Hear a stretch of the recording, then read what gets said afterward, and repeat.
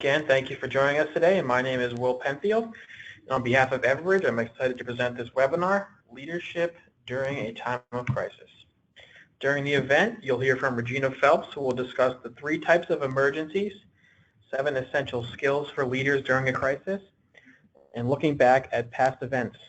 We'll also hear from Scott Clancy from Everbridge on mobile crisis response and collaboration to minimize business disruption. After the presentation, we will have a short Q&A session with our speakers. We encourage everyone to participate and ask questions during the webinar. You can submit your questions by typing in the questions widget and submitting it to all panelists. Also, links to the slides and a recording of the webinar will be sent out to all registrants by the end of the week. You can also look for a link to recordings for all of our webinars on everbridge.com under our resources section. And now I'd like to introduce you to our speakers. First up, we have Regina Phelps, who is an internationally recognized expert in the field of emergency management and continuity planning. Since 1982, she has provided consultation and educational speaking services to clients in 4 continents. She is the founder of Emergency Management and Safety Solutions, a consulting company specializing in incident management, exercise design, and continuity and pandemic planning. Clients include many Fortune 500 companies. Ms. Phelps is a frequent top-rated speaker at well-known conferences, such as the Disaster Recovery Journal, CP&M, and the World Conference on Disaster Management. She is frequently sought out for her common sense approach and clear, clean delivery of complex topics. After Regina, you'll hear from Scott Clancy, Technical Sales Engineer here at Everbridge, on Crisis Commander and how it helps organizations mobilize crisis response and collaboration. And with that, I'd like to turn it over to our first presenter. Regina, you may begin. Great. Thanks very much, Will, for that kind introduction. And it's a great pleasure to be with all of you today to talk about leadership at time of crisis. To be successful in any crisis, first of all, it takes preparation. And being prepared really requires 2 things from each and every one of us. First of all, we have to be in a constant state of readiness. Since we usually don't know the precise nature of the crisis, meaning we don't know the timing or the location or any of the specifics, we always have to be in a state of constant readiness. Think of something like instant on.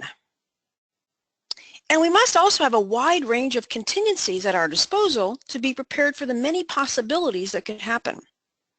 And in some cases, despite our prior training and our plans and our experience and our exercises, everything we have in place, what we do may not be enough. Let's take a quick look at my agenda. What I want to talk about today is I want to talk about, first of all, the types of emergencies that we should be planning for, the routine crisis and emergent crises. I want to talk about the 7 essential skills you need to manage these events. And then I want to look back at one particular event that we can learn from. So having said that, let's peel back and take a look at the types of emergencies. There are basically 3 types of emergencies: the routine emergency, the crisis emergency, and the emergent crisis. Now, these aren't my definitions that I'll be reviewing with you today. They're actually from Harvard. I had the distinct pleasure of going to Harvard's crisis management program about 10 years ago. And the professors there have a really good way of defining different types of emergencies. And I think it's one that our industry really should embrace because it's really clear and helps us really be able to differentiate from this routine kind of event versus something that truly is a crisis. So let's talk first of all about a routine emergency. And there you've got one in front of you, that nice, beautiful turning and twisting tornado. Now, first of all, routine does not mean easy. But what it does mean is it actually means that it actually is something that we have some predictability. So that's of a general nature, but also it's something that we can take advantage from our lessons learned from prior experience. So if I was to look at your risk analysis for your company, I should see your routine emergencies already identified, whether that might be things such as a tornado or an earthquake or a hurricane, flooding, all of those things. I would expect that when I looked at your plans, that first of all, you've actually thought about these things, and I would expect that you have good plans for them. You probably have equipment for them, and you likely have done exercises and training. So having said that, then what's a crisis emergency?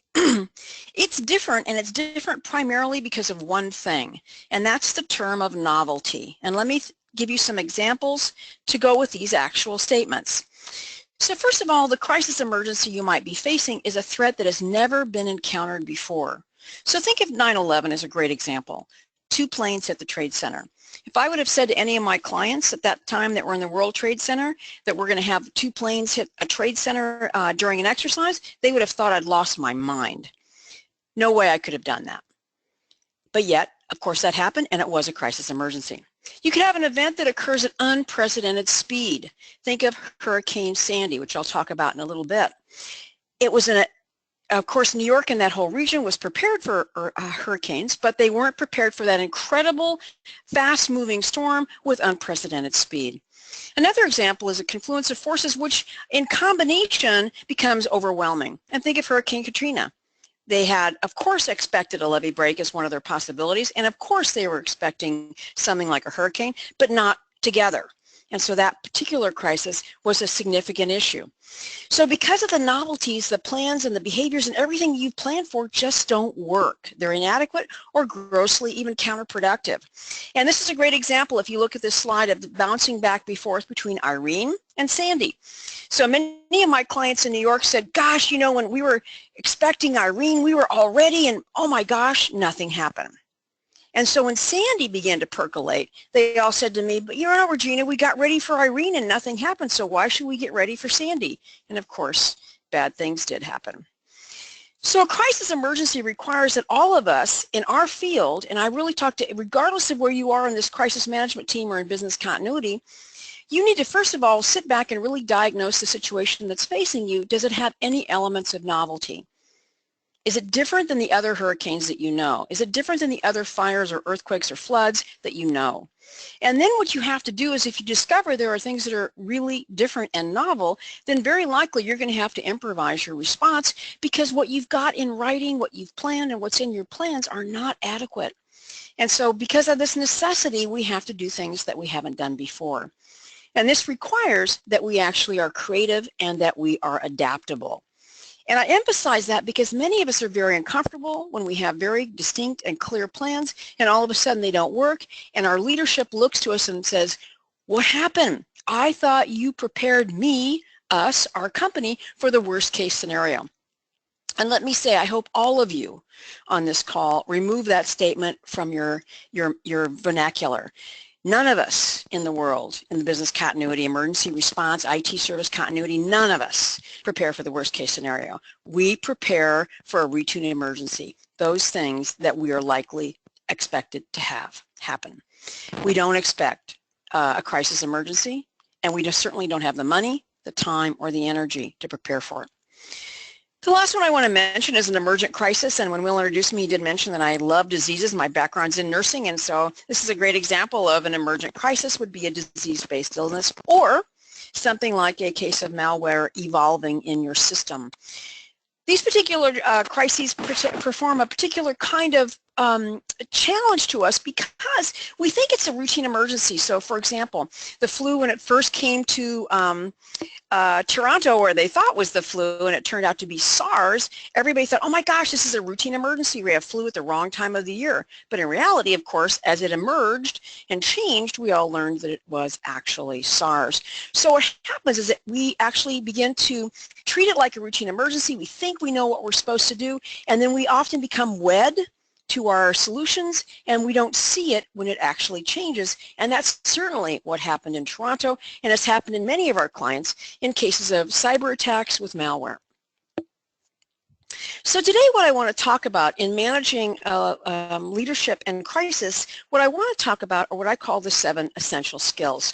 And let me talk about each one of these. And so you'll see on the slide in front of you, I have 7 unique topics I'd like to talk about, and I'd like to weave the story for you about how you look at crises in these 7 essential skills. The first one is situational awareness. And let me say to you that this is a really critical skill. One that I find that many of our clients don't have their arms truly wrapped around. So one of the most important things that you can do in any crisis is understand what's going on to the best of your ability. And that begins by gathering facts and assembling information And many times, as you know, in a crisis, there's tremendous confusion, incredible uncertainty. You have no idea what's going on. You're getting many conflicting pieces of information. But these are so important, and we have to assess how we're positioned to deal with this emergency based on the situational awareness. So what I want you to think about now is, how do you, in your business, in your command center, if you've stood that up, in your department, if you've activated your business continuity plan, how do you know what's going on? How do you have an understanding about what's happening? Where do you get your information? It might be from your employees. It might be from vendors. It might be from emergency responders, or maybe the County Office of Emergency Services, or maybe it's traditional media, or maybe it's social media. What are the sources? And then how do you get that information? And then how do you actually display it, validate it, so that people that are in the decision-making roles understand what's going on? This is a great part of an exercise that you can design, where you can give people lots of information, and in some cases don't give them things that are critical, to see if they know where to look and how to display it. And I would ask you, do not forget social media. Because as we saw very recently in this month, United Airlines was a great example of not paying attention to social media, and certainly not being aware of situational awareness when everybody else was clearly aware of what was going on. So when you look at situational awareness, what you want to think about is, our decision makers, and you can think about United Airlines in this case as well, but decision makers who need to make decisions at time of crisis, they need to be able to project forward the implications of the information that they're receiving. So they take in situational awareness. So for example, like the United Airlines imagery that we all saw, they should be immediately projecting forward the implications of what they're seeing and doing. That's why the situational awareness is so critical, because we are going to take that information and project forward what our decisions are likely to be. And then once we have solid situational awareness, we should be anticipating possible consequences of a fast-moving incident. And again, the United Airlines example is a perfect one for that. To be able to anticipate and understand what is happening, validating it, understanding it, and making decisions, and then changing them as you need to in order to meet the fast-moving consequences. Because once you now understand what's going on, you now can actually really generate different alternative courses of action. If you pull out your plans and it doesn't match the situational awareness and what you're seeing, now we have the opportunity to do something different. And we also then can really assess which of these possible courses of action has the best promise of dealing with the situation, and we could actually categorize them. And we'll try this number 1, we'll try this number 2, we'll try this number 3, because we now clearly understand what's going on to the best of our ability, and we are now projecting forward. We have lots of different options, and we're going to start working those. So what we're really looking for is a good understanding of the information once we've gathered it, and we want to be projecting and looking forward. And of course, what kind of situational awareness did United Airlines possess at that time? And obviously, they weren't really looking at social media, because if they were, they would have had a very different response, because they didn't really respond at all, as we know, until the next day publicly. And I have to tell you, I'm not beating on United Airlines. I'm actually a 2.5 million miler on United. I fly them a lot, a couple 100,000 miles every year. And I have to tell you, I got today an email about what their new policies were, and you will not believe what was in the subject matter line of the email. I actually took a picture of it for you, and I want you just to look at what the actual subject matter line was. Actions speak louder than words. And I think we all know that by what they did or didn't do a few weeks ago. So what they said in the email really didn't matter so much, because what they said in the subject matter line said everything. So our second skill that we want to look at is the issue of how to improvise. Because now that we've actually gotten good situational awareness, we now have to make some decisions of whether our plans work. In a true crisis emergency, plan A, the one you've got written and have practiced, probably isn't going to work, and you're going to have to go to plan B, and for most of us, That probably doesn't even exist. So what that means is that using our newfound awareness, we actually are trying to match that up with our plans and our checklists, and we want to see if they match. In a crisis emergency, they're not going to match. And then we have to determine what kind of customization we need to do.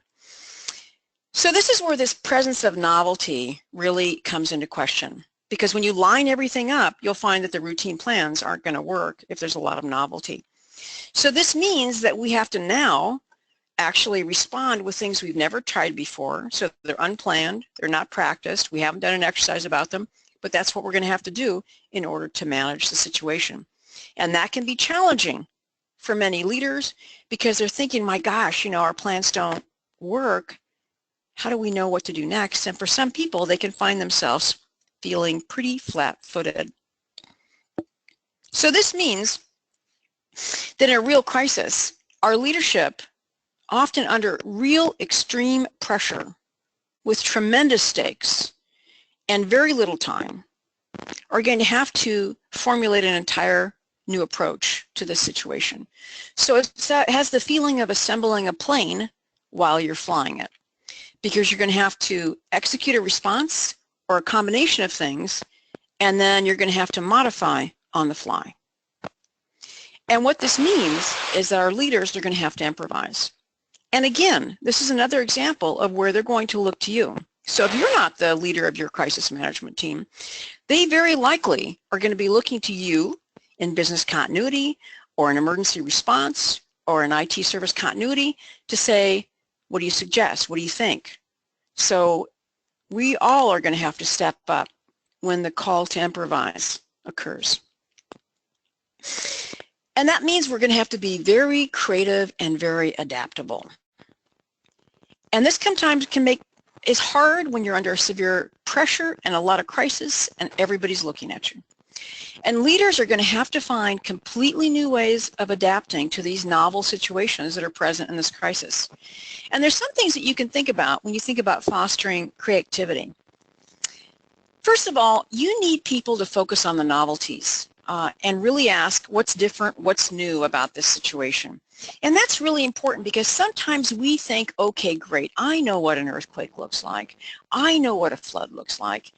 And we think that we understand it and we don't look and see what's different. Think of Sandy. That happened consistently with Sandy. People were not thinking about what they were seeing. They were thinking about what was familiar, what they knew. So the question to ask is, what's different? And that could be a key thing that you would be doing in the case of the crisis at your company. It's also critically important that we're listening to many diverse viewpoints and having a mixed group of individuals who have different vantage points and different experiences, because they might come up with the best solution.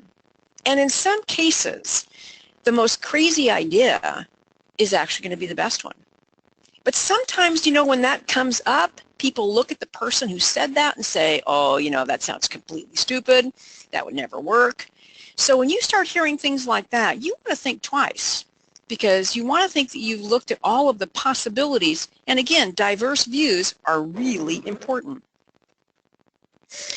We also want to really systematically look at things and really think about them to the best of our ability. And there's a way that you can do that, and this requires actually very brave leadership. It's called a Team B approach. If you use the incident command system, your planning group can also do a piece and part of this. And let me give you the example of this Team B approach. In the CDC, Centers for Disease Control, when we had our last global influenza pandemic, which was in April of 2009. And as we all know, it came out of Mexico. And if any of you have been a pandemic planner like me for a long time, all of us were thinking it was going to come from Asia and that we would have some advance notice. But I still remember to this day, on April 29th, 2009, that all of a sudden I was on a phone call that morning, very early, 6 a.m. in California, talking to one of my clients in New Jersey, and he said to me on the phone, what the heck is going on in Mexico? Everybody's got a mask on. And I thought, oh my God, no, really? So as we know, all of a sudden we were drawn into some disease. Thank goodness it turned out to be a very mild pandemic. However, it was sudden and swift, a true crisis emergency. Now, what CDC did is they were very smart. They actually developed what was called a Team B. And Team B was a group of really smart individuals with a diverse group of backgrounds that actually kind of clustered together, and they were observing and evaluating all of the decisions and plans that were made by the CDC in real time. And they were actually feeding back to them what they thought was, again, a good idea, or actually challenging those things that they thought were not necessarily as well thought out as possible. It takes a strong leader to be able to tolerate somebody looking over their shoulder and second guessing them, if you will. But in the case of the CDC, it actually changed some of their approaches right away, and it actually turned out to be a really good crisis management tool. So that's something you might want to think about if you have a group, again, set aside, often in the planning group if you're using ICS, and they would be looking at this idea of Plan B.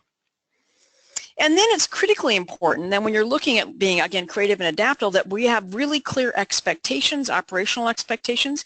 And if you're using something like ICS, the Incident Command System, hopefully then you're using and developing an incident action plan, which clearly states what are the strategic operational objectives and when you're going to come back and discuss them and see how you're doing. And that's literally what we're talking about. Clear operational expectations, i.e. strategic objectives, and then tracking those against results so that we make sure that our approaches are actually helping. So when you look at creativity, what you need to be as part of that is you need to be highly flexible. And so our leader, our team, has to be able to adapt quickly. And by the very nature of a crisis, it changes rapidly, and the first response we start with is not going to be our last. What I find very traditionally in the corporate world is that people don't like to make decisions with incomplete information. And when we do exercises, we make people make decisions, of course, with incomplete information. And I tell them, look, you have to make a decision. This is a fast-moving event. The worst thing that can happen is you make a decision and it's wrong, you make another one. Because by the nature of a crisis, it's constantly changing and we have to constantly adapt. And that's what you want to be looking, and that's what you want to be exercising. So in a crisis situation, our leader can't fall in love with what they've come up with. They have to constantly take in new information. They have to listen carefully. They have to consult with others. And then they have to then make some decisions as part of that. So they have to make those quick-moving thoughts, as you will, as we're going along. Because then we get to the next skill, which is where the rubber hits the road. So at this point, we have situational awareness. And we also then have, of course, we've crafted a response because we've improvised. And then, of course, we've been creative and we've been adaptable.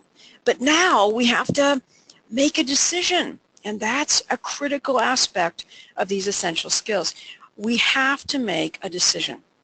Now, of course you're saying to me, but of course, Regina, we all know that. But you've all been in groups where the leader doesn't make the decision, and how painful that is. So once we have done the first three things, we now are at the point of calling the question. And we have to keep moving forward, and we have to make that decision. If you make a wrong one, make another one. So this is where we're truly looking for leadership. When things are happening quickly and we're not in really control of the situation, the one thing the leader can do is assume control. You can't control the disaster, but you can control the response. And this requires the mantle of leadership. And I beg the people that we're working with in our client population, when this happens, you have to lead. So many times what people will say to me is when you're thinking about this decisive skill, who makes a really good leader for a crisis management team? And what I tell people historically is that you only need 4 things. First of all, you need strong leadership skills. Secondly, I want somebody who is decisive, that's willing to make a decision, and if it's wrong, make another one. Third, they have to have a good overall understanding of the business. They don't have to be a subject matter expert in anything, just a good understanding of the business. And last, and critically important, is that senior leadership must respect this individual, whomever it is. The last thing you want to happen is that during the crisis, your executives come into the space and say, who is that person who's actually leading the effort? And they don't know them, they don't trust them, they push them aside, and all of a sudden, we have chaos. So it's critically important that they have those 4 skills: leadership, decisiveness, broad understanding of the business, and respected by senior leadership. Because what we're looking for in one of our essential skills is decisiveness. So once we've made the decision, now it's time to act.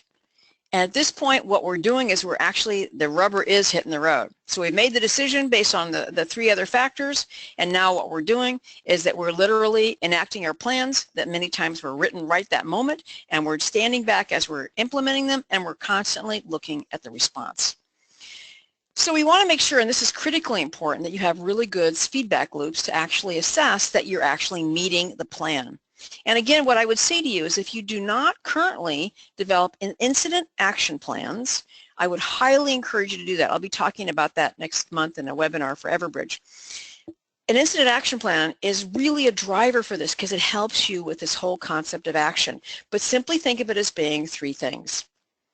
Clear documentation of your current status, clearly written strategic objectives with assignments for each one of them, and then lastly, what's called the operational period, which is how soon you come back to connect with each other.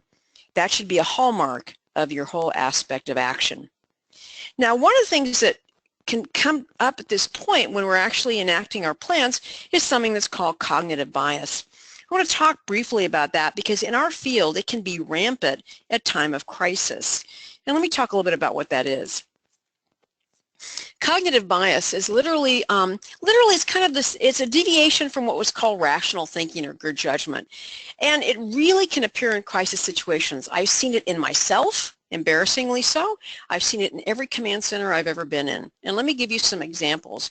And what I would ask you to do is that when you hear these, I want you to think about your own experience, events that you've been in, command centers that you've been in, and see what you might have seen before in your own history. The last thing that you want to have is somebody there that thinks they know it all. And that's the deadly sin of been there and done that. I saw that a lot in Hurricane Sandy with my clients because they all thought they knew what a hurricane looked like. They all had gotten ready for Irene. They all thought it was crazy. And they were taking their experience and they thought just too much of it. They thought they knew it all. I've been in practice for 35 years, and I'll tell you, I have to really rein that in on some occasions when I'm dealing with a particular event, because if I start thinking that way, I am dead in the water, and I would say that for all of us. Sometimes people give you the illusion of experience. They act like they have a lot of experience, but they actually don't have any, or they have little, and therefore we might actually be wrapped up in a situation with somebody that we think is more experienced than they are. Sometimes people are really overconfident. And again, it's almost like they think they can foretell the future, or that they're able to basically manage the event single-handed. Overconfidence and being a hyper-inflated ego is not what you want in a crisis. I want a solid, grounded person. One of my favorites is the failure to observe or actually believe disconfirming evidence. This actually happened in many, many times in Hurricane Katrina. And one of the classic ones is when the Emergency Operations Center in the city of New Orleans, all were observing their televisions, and when the levees began to fail, no one believed it. Now, that's kind of hard to imagine, right? It's television and the levees are failing and water is flooding into the 9th Ward. The command center just didn't believe it. That can't be happening. They couldn't actually even believe their own eyes. So they failed to observe what was clearly in front of them. Again, because they were just too wrapped up in their plans. Sometimes there's an escalation of commitment. When people realize what they're doing doesn't work, sometimes instead of actually rethinking it or maybe doing something different, they double down. And then all of a sudden now we're committing more resources to something that's not working. Another sort of version of that can be the bandwagon effect, where everybody thinks, oh my gosh, yeah, you know, Regina knows what she's doing, Jane knows what she's doing, and we all jump on and we don't question. That's almost a little bit like, you know, the idea of the Bay of Pigs, right? When we had the groupthink experience where everybody began to believe the same thing without really critically evaluating it. And another one example is a migration of objectives, where all of a sudden the objectives begin to shift and we begin to take everything personally, and we're not actually being objective in our actual response. Cognitive bias can be present anywhere in a crisis, very commonly present in an emergency operations center, and each and every one of us have the possibility of actually having that ourselves. So how do you respond to some of this cognitive bias? Well, they're constantly there, so just know that right off the top of your head. And how do you deal with them when they're in play? Sometimes I've had people actually rotate teams or move folks around when they actually are too prone to cognitive bias. It's very helpful to provide training and guidance about what it is. And sometimes there can be some procedures and rules that you can do to help manage that. So, for example, sometimes, again, having like a Team B approach might be something you might consider, a group of advisors that consult with a leader so that we, again, aren't displaying or acting on our own cognitive bias. But it's a critical issue, and I think all of us should be aware of it because each and every one of us on this webinar have the opportunity to display it ourselves. Then we get to the next one, critically important, communication. What we're looking for in a crisis is clear, crisp, and timely communication. Never once in my professional career have I had anybody say to me, gosh, you know, we communicated too much. Never. But you need realistic expectations and you need to communicate early and often. You don't want to alarm people, but don't be afraid to talk about how bad it is. Because remember, in social media, people are watching the levee break. They're looking at the tornado bearing down on them. We see things in many cases in real time. So be honest, be frank, be clear, be transparent, and communicate. And use all forms of communication possible. And I want to emphasize social media. I've talked about social media extensively for about 10 years, and I think after United Airlines, I'll never have to talk about it again because we all understand the deadly nature of every person in the world being a reporter and every single person being able to post what's happening at our company in real time up for the entire world to see. Now, one of the things I hope that all of you have when you look at your communication plan is that you really thought through developing a solid communication crisis plan. And one of the things you want to make sure that you've identified is this. I would love to see if you asked me to audit your communication plan that it had several key parts. One is that you've clearly identified every stakeholder. So employees, customers, regulators, just list all of them. Who are your key stakeholders? You want to figure out, first of all, what the key message is going to be to each and every one of them. Now you may say, but Regina, I don't even know what the crisis is. Well, yes, I know that you don't know that, but I can tell you what, you can probably figure out in a fairly short sentence or two what you would say to people initially. That you know that there's an issue, that you're investigating, you're working with emergency responders if that's applicable, and you're going to get back to them as soon as you can. There's some basic things that you can say. You should have those in writing. They should be approved by your legal and executive teams. And just with a slight bit of tweaking, it can go out. You should know what all the tools are you're going to use for communication. So whether you're using email or your website or your emergency notification system or whatever your tools are, I would love to see that you would tell me exactly what tools do you use for employees, what tools do you use for your customers, how about your investor community, what about your regulators, what about your board of directors. I would want to see that. And then lastly, I would want to know who owns that relationship. So who are the communicators with those stakeholders? So an example would be if it's employees, it very likely could be HR, it could be their managers, but identify that. So actually this is a very interesting and fun whiteboard activity to do and one that's really important when you're actually looking at getting your arms around how to communicate quickly in a crisis because people don't do this and they don't get it. Lastly, in my 7 skills. Now what we want to do is we want to reevaluate. This is really important because if you don't do this well, you're likely to be continuing to make mistakes or you're not going to be able to solve your situation because you don't have a sufficient feedback loop. And again, that's where the incident action planning process is so important. You need to have regular intervals to reevaluate what you're doing and your progress. In the incident command system, this is called an operational period, which means how long you're going to work on your plan before you come back together to assess progress. So this whole constant reevaluation, these preset intervals allows you to basically to tweak your plan or to do a huge overhaul if it's not working. So this is really critical and needs to be done on an ongoing basis throughout the time of the crisis. This is also where your Team B folks can chime in about what's going on and they can really answer the question really, how are we doing or what's missing.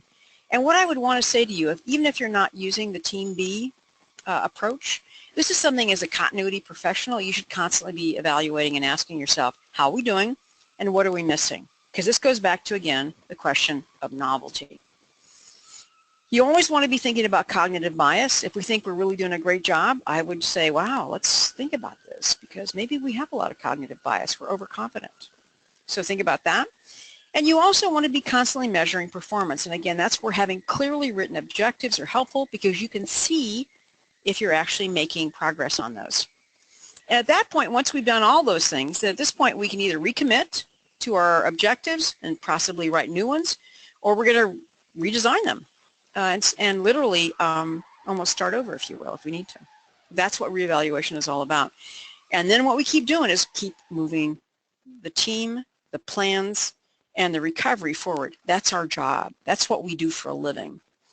All the things I mentioned, and then we keep moving it forward. Now, I wanted just to look back at an event that was relative of recent history. That's one that's probably affected maybe many of you on this call, I'm not sure, and that's Hurricane Sandy, because it's a great example of looking at these 7 essential skills of crisis leadership and kind of what worked and what didn't work. And just to remind you, Sandy early on started to form actually on October 22nd of 2012, and it was actually blazing through the Caribbean and through a variety of islands, and the East Coast really started to pay attention. So it started, if you will, on the 22nd, but by the 25th, people were beginning to really seriously be concerned about Sandy. And what was really interesting to me, and I'm really embarrassed to tell you this, I didn't realize at that time that there were 7 major models of hurricanes, and that there were 2 very distinct ones that were in Europe, and there were 5 models that were based in the U.S., and that the European models began to actually have a very different landfall model, and that caused a lot of disbelief and a lot of confusion, because the U.S.-based models were estimating that Hurricane Sandy would literally blow out east of the New York area and would actually go into the Atlantic. However, the European models were all saying, oh, no, it's going to turn west and it's going to hit New York head-on. This made a lot of confusion, and people began to sort of hope, and their cognitive bias was it wasn't going to hit them. But by the 28th of October of 2012, there was a 90% chance that actually Sandy was going to hit New Jersey and New York head-on. And this started to get people's attention, but it was kind of late, because many of my clients, as I mentioned earlier, I'm embarrassed to say, were already saying to themselves, but we got ready for Irene, and we're not going to do that because we don't think Sandy's going to hit. But of course, as we all know, Sandy hit on October 29th at 8 p.m.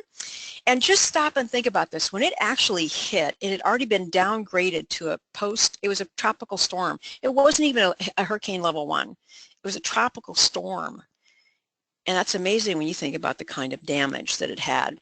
So the kind of tracking that it had was just classic. It shot up the eastern seaboard, and then when it had the opportunity to turn east, it didn't. It actually turned west, a hard left, if you will, and literally hit New Jersey head on. So there are lots of superlatives about Sandy that are always interesting to sort of chat about. I love this photograph. Can you imagine all those cabs underwater in Manhattan? It was the deadliest and most destructive storm of the 2012 Atlantic season, and it's the 2nd most costly hurricane in the United States behind Katrina. There are many people, believe it or not, they still have not gotten all of the final estimates on insurance and payments, which are still ongoing for some people. And there's a lot of belief in the insurance industry that Sandy will actually be the most costly hurricane in the United States in the next couple of years, once probably all of the data has been finally tabulated.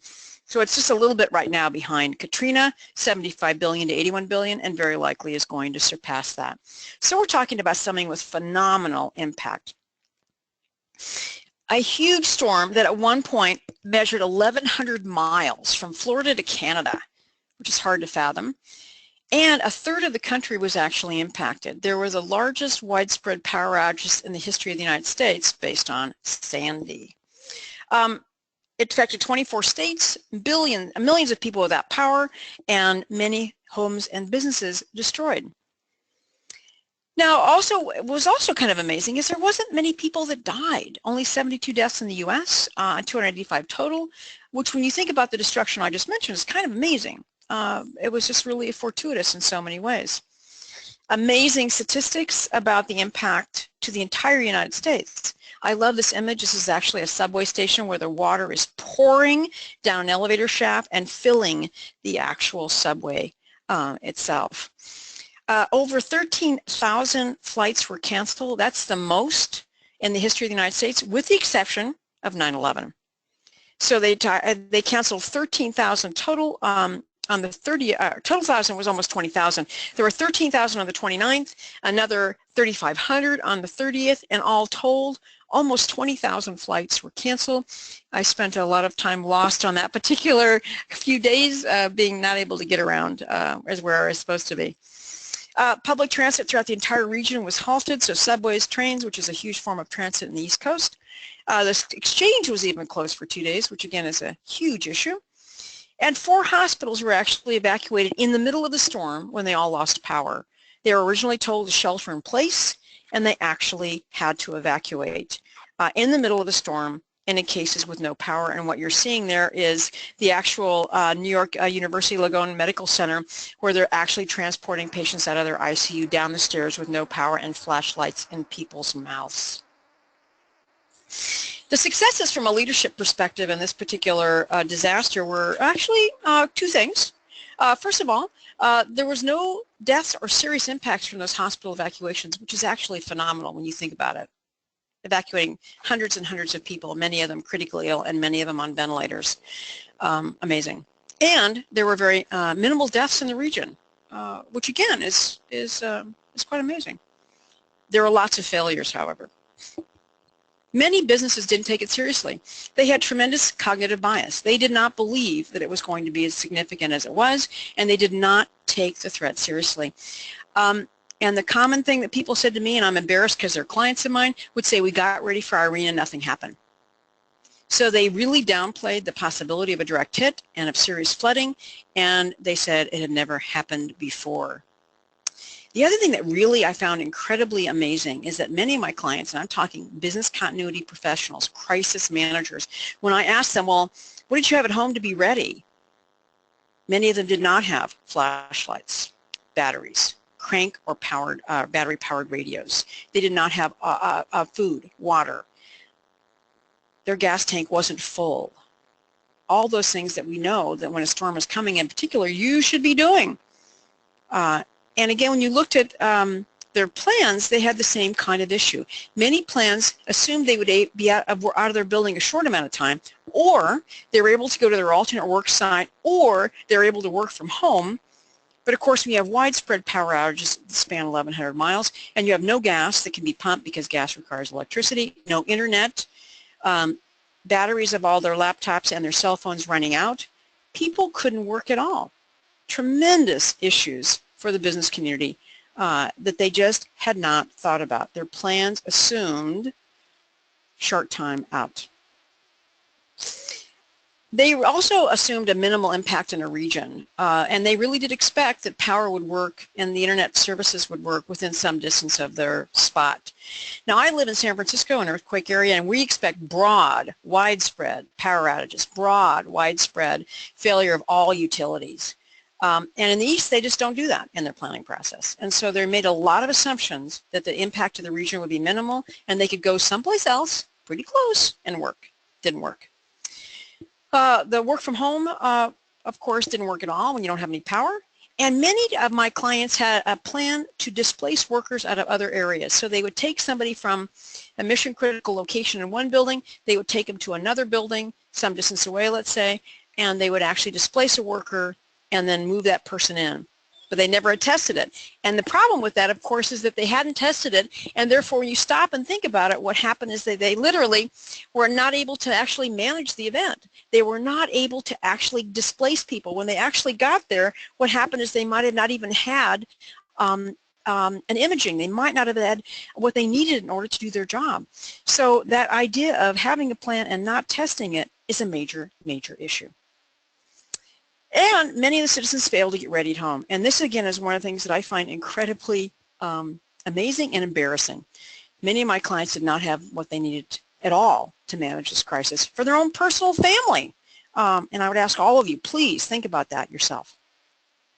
So think of the 7 essential skills that I've talked about. each one of them are critically important. They all kind of nice, doubly attached to each other. But there is a circle, because once we get up to number 7, which is evaluation, we continue to go around. Situational awareness, improvisation, creativity, decisiveness, action, communication, and reevaluation. And what I would like to leave you with in closing is this. A great and one of my favorite quotes from Thomas Edison. If we all did the things that we are capable of doing, we would literally astound ourselves. And I ask you to think about that in yourself in relationship to your ability to manage a crisis. If we all thought of that we could actually pull these things off and do them, we would be much farther ahead of the game. So on that note, I'm going to pass it back to Will, and we'll continue.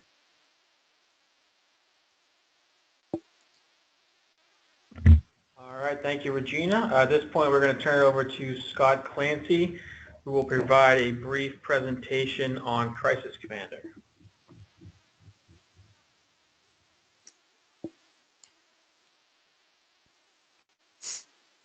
And thank you very much, Will, and also thank you, Regina, for joining us this afternoon. So, folks, we'll give a quick high-level overview of Crisis Commander. Before we jump into that, though, what is Crisis Commander for those of you that may not be aware? Crisis Commander is a recently acquired solution for us over here at Everbridge that is designed to assist you with incident and crisis response. So what we'll do is just go through a quick slide deck highlighting some of the benefits and features of Crisis Commander. So what does Crisis Commander help you solve?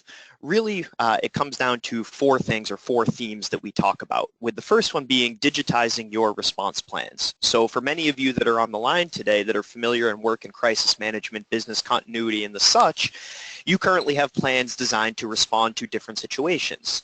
Now, how those plans are stored tends to vary from organization to organization. Right? You might have them sitting physically in a binder somewhere, or you may also have them a digital copy as a PDF or Word document sitting on a shared drive or some sort of file repository. The point being is that it's not always the most easily accessible thing in the world. So one of the nice things about Crisis Commander is actually being able to take those plans and not only digitize them, but make them available to you mobilely. 2, we talk about improving operational response. So within Crisis Commander, obviously over here at Everbridge, our backbone and really our foundation is communication. So what Crisis Commander allows you to do is within there is actually communicate, collaborate, and share status updates while responding to a particular incident so that everyone that's a part of that team and responding to that incident will actually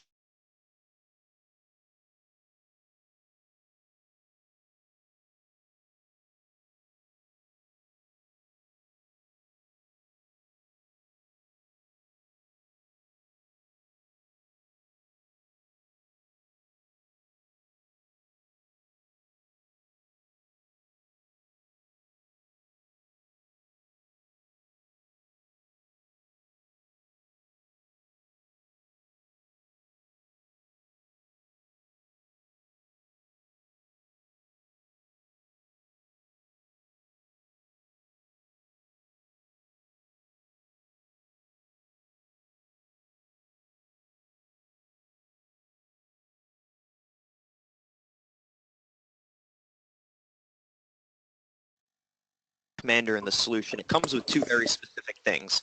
It comes with a mobile application that is both iOS and Android supported, which you actually see some screenshots of it here, and it also comes with a web application in the background, so it can be managed from 2 different interfaces. And of course, when we talk about mobile plan access, we're referring to the mobile application. So instead of having to be at our desk, right, in the ever-changing world with mobile workforce and different locations for different organizations around the globe, around the country, what have you, not everyone's always going to be at their desk and have access to things like network drives, file repositories, or even hard copy materials. So being able to take those plans and actually put them onto your cell phone and actually have them in your pocket so that if you need them, you can access them at a moment's notice is greatly beneficial. We talked about improving operational response, right? And to me, this really ties into visibility, understanding during a response to an incident, who's doing what, when, and where. So one of the great things about Crisis Commander, and you can actually see from the screenshots here, is that we take your plans and we actually have the ability to break them down into a task list or a list of steps that need to be completed in order for us to successfully execute on a plan. As you can see here, right, it gives you the ability to explicitly list out what the task is and actually assign an individual responsible while giving them the ability to complete their steps when they do. Now, one of the great things about Crisis Commander, and we talk about this with mobile collaboration, is that everyone that's a part of that response or that crisis team that is actually working through and has different tasks that they need to complete themselves will still have that level of visibility so that they could understand without having to have phone calls, conference calls every so often, right? They can understand what everyone else is doing and where they're at in their progress. Reliable crisis communication, right? And this ties back to what I had mentioned at the beginning, right? Communication really is our backbone over here at Everbridge. It's our foundation where we got started in the space, and Crisis Commander is no exception. So Crisis Commander does have communication capability built in. It's not just for updating your own task list and accessing documents. So in a sense, if I need to activate our response team, we can do so through Crisis Commander. If I need to send a note to a member, or a text message, an email, or a phone call to a member of that crisis team, I may not always have their contact information handy in front of me, so it's something that we can build into Crisis Commander as part of a contact profile to make it simpler for your response team members to contact one another. And lastly, standardizing organizational response. So one of the excellent things about Crisis Commander is that everything actually that happens within the scope of the application gets recorded. So when you look at Crisis Commander, who's doing what? As soon as they complete a task, that information gets pushed into an official log or an official record so that for any sort of after-action review or after-action report that needs to be completed after the incident has been closed, it completes the majority of that for us, right? It is keeping that record as we do go through. And lastly here, just a couple of different Crisis Commander benefits that I did want to touch on, right? And this is something that we've discussed. And just to sort of recap before we get into this, you know, when we talk about Crisis Commander as a solution from a high level, it's really 4 themes that it's useful for, and that's accessibility, visibility, and plan management. Now, we talked about visibility in the sense that we can understand what each member of that response team is doing throughout the course of an incident, and we talked about accessibility from the standpoint of it's in my pocket, right? It's actually on my mobile device, so that if I need to go in and access a plan at any point in time, I don't necessarily need to be at my desk or even in the office to do so. And of course, plan management, right? The task list that you see in the screenshot to the right there, it makes it very easy and explicit for those response team members to understand what they may need to do in response to a particular incident. One other quick thing that I will mention before we briefly run down these benefits is within Crisis Commander, of course, you can create your tasks list, your to-do lists, but within those to-do lists, you can even attach additional documentation. So this falls to me underneath the accessibility theme. If I need additional or supporting documentation in order to help me complete a certain step or do something during the course of an incident response, well, that's documentation that we can actually put in the solution so that they can access it through their mobile device as well. So to wrap up, right, the Crisis Commander benefits that we've talked about today is, number one, it's easy to use and deploy. One of the great things about Crisis Commander, obviously being software as a service, is that it requires no hosting on your side, requires no IT team to deploy. It's something that we manage from an infrastructure standpoint, and as long as you have your plans already, there is an import capability to take those plans that you've already defined today and push them into the solution. It provides task and situation level visibility to management. I think this is something that we talked about at least in somewhat depth. And the understanding, right, is being able to see without having to get on some sort of conference call or some sort of phone tree or some sort of email chain, being able to see right within the solution who's doing what, right? It puts a digital BC plan in everyone's pocket. So as long as you have the mobile application, one of the nice things about Crisis Commander is that there are different access levels or user access levels. So not everyone that you decide to expose the solution to will necessarily have the same level of access or even be able to see the same things. However, if you wanted to give it to your employees at large so that each individual employee could have maybe a condensed version of a plan or even the entire plan themselves for them to reference, we could do so. And it saves time on the creation and management of plans, right?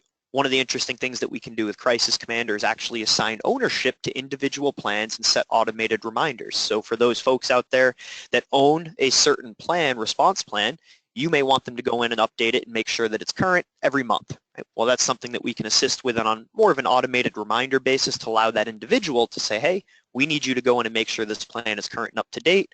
We can assist with that. And as mentioned previously, no software to host, right? Just like everything over here at Everbridge, Crisis Commander is software as a service and will require no hardware or maintenance on your side.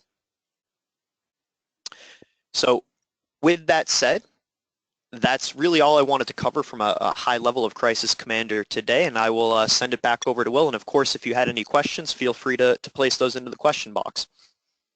All right, thanks Scott for that excellent overview of Crisis Commander. As Scott mentioned, we are going to move on to the Q&A portion of today's session. As a reminder, you can submit your question by typing a question into the open text field in the questions panel on your screen.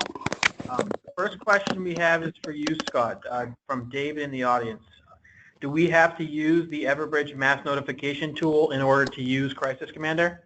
That's a great question. The answer is you do not necessarily need to, but one of the great things about bringing on Crisis Commander is if you do decide to become an Everbridge mass notification or incident communications customer as well, is there will be some level of integration between the two, but just from a baseline, having Crisis Commander does not require any sort of mass notification solution as well. All right, thank you, Scott. Next question we have is for you, Regina.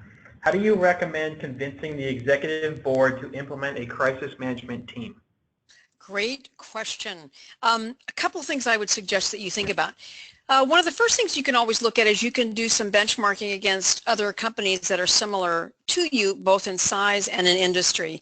And that would be one way that you can then point out that other companies similar to you have that process. The second is actually looking at disasters or things that happen in your area to be able to do, again, another form of benchmarking, but it's more incident related. So how did somebody respond to that particular event is one way.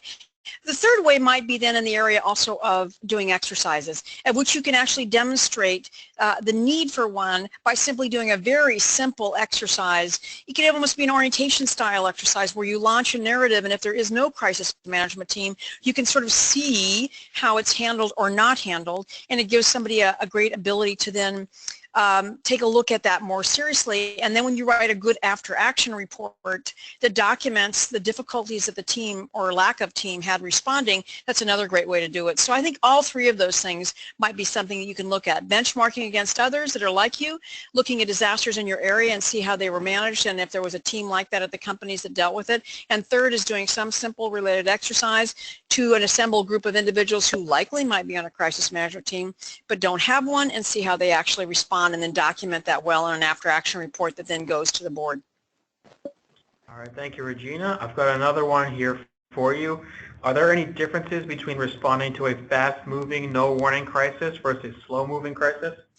You know, that's a really great question. I think in a fast-moving crisis, it's like drinking out of a fire hose, and it's really difficult, but sometimes actually there are things that make it a little bit easier. Because in a slow-moving crisis, I think that's where you really begin to see cognitive bias. And let me give you an example of that. At technology, and I'm not picking on my technology colleagues at all, but many times in a technology emergency that can become somewhat slow-moving, right, where people keep thinking, give me 5 minutes, give me 10 minutes, give me a half an hour, I know I'm going to fix it, I know I'm going to fix it. And time kind of grinds on, but nothing happens. So sometimes in a slow-moving event, you don't see as well, you don't communicate as well, you don't think much is happening, and it's actually in some ways more difficult because you're just not on it. Where in a fast-moving event, you can sort of see it melt down before your eyes, and I think in some ways it makes it in some ways easier to handle. All right, thank you, Regina. We got one more question before we wrap up. How do we address social media during a crisis? Oh God, that's a great question. And we'll be talking about United Airlines for 1,000 million years. First of all, to the communications team at your organization. There are a variety of software solutions that will help you in monitoring social media. So it is such a critical issue.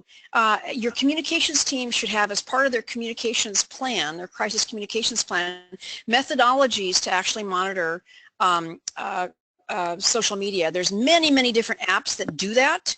Some of them are low cost, some of them are more expensive. So that's one option. Secondarily, you might even have somebody literally monitoring major forms of social media as part of your crisis communications plan. So Twitter and Facebook in particular, but others as well that you might more commonly utilize. The other thing I would say to you is that in addition to having a monitoring tool, having a live person monitoring it, the other thing I would say to you is that when you do exercises, you want to make sure that you always, always, always have social media as part of that issue. So if you're designing, a traditional where the media is coming to talk to you based on whatever your story is, your response to an active shooter, or your response to a customer emergency like the United event, make sure that you have lots and lots of tweets, postings that your team then has to then be developing responses to, because it's really hard to think saliently in 140 characters if you're not practiced at it.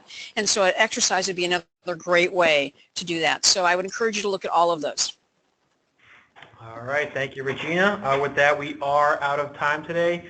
But before we wrap up, I want to make sure everybody knows that we will be sending out a copy of the slides and a link to the recording by tomorrow afternoon, so be on the lookout for that. And I want to thank Regina and Scott for a great webinar and all of our attendees who were able to join us today. And if you haven't already, please take a moment to follow us on Twitter at Everbridge and join our group on LinkedIn, Everbridge Incident Management and Emergency Notification Professionals. For those of you interested in requesting a one-on-one demo of Crisis Command or any other aspect of the Everbridge system, please visit everbridge.com/request-demo. Thank you all again for coming to today's session, and we hope to see you online again soon. Have a great day.